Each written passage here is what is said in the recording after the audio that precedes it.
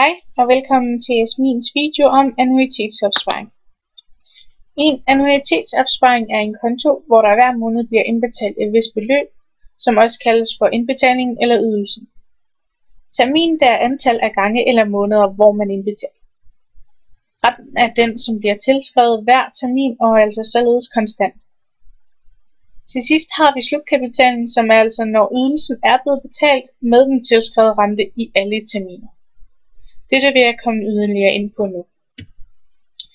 Hvis man nu for eksempel har en rente pro anno, altså per år, kan man få den omskrevet til den månedlige rente. Dette gør man på to forskellige måder. Den ene er lidt mere svær end den anden, og der siger man altså, at for at finde renten per måned, tager vi 1 og plusser den med renten per år, opløftet i en 12. minus 1. Den helt nemme er så at tage den 12. kvadratrod af 1 plus den årlige rente. For at finde slutkapitalen, har vi altså A her, som er slutkapitalen, og det gør vi ved at sige indbetalingen gange 1 plus renten i antal terminer minus 1, divideret med renten igen. For at finde antal terminer ser vi altså, at vi skal tage log. Log er en lidt speciel funktion, som man primært benytter sig af på lommeregner.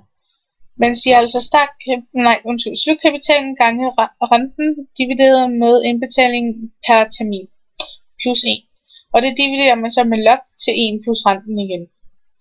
Eksempel fra projektet finansiering af computer, hvor vi har en problemstilling, der hedder hjælp Victor med at beregne, hvor lang tid der går, før han har 20.000 kroner på kontoen. Beregningen skal laves, så Victor kan forstå.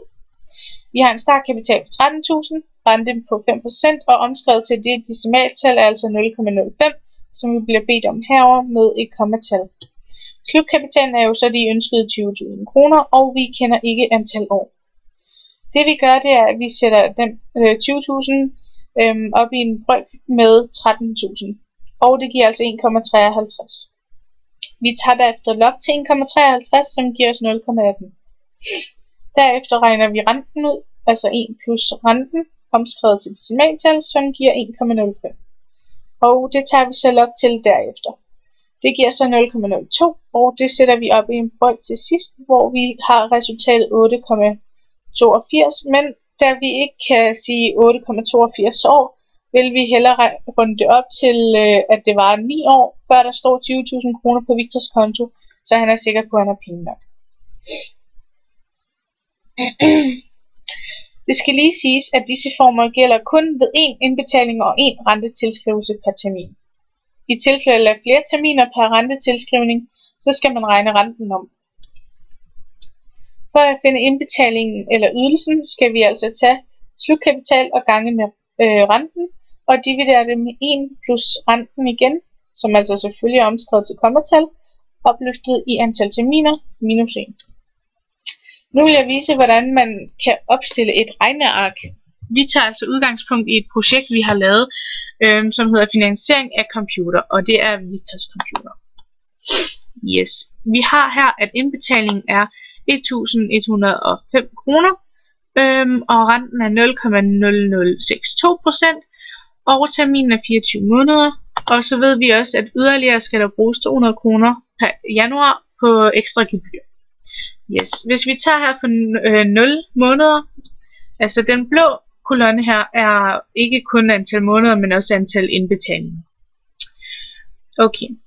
Vi ser, at ved 0. måned har han 1.105 kroner indbetalt. Ved anden måned gør vi altså således, at vi plusser. Vi tager det forrige resultat her, som altså var 1.105, og det ganger vi så med renten plus 1.105, fordi det jo er hans månedlige indbetaling. Og vi vil altså derfor således få 2.210,68. Og det samme gør vi her, hvor vi siger B3. B3, det må være 2.210,68, som vi ganger med renten og plusser med den månedlige indbetaling igen. Det der sker nu, det er så ikke særlig svært eller noget specielt. Det er bare, at vi minuser de 200 kroner, som der skal ske hver januar. På samme måde kan man også sige, at han egentlig ikke betaler de 1105, eftersom der er de 200 kroner trukket fra.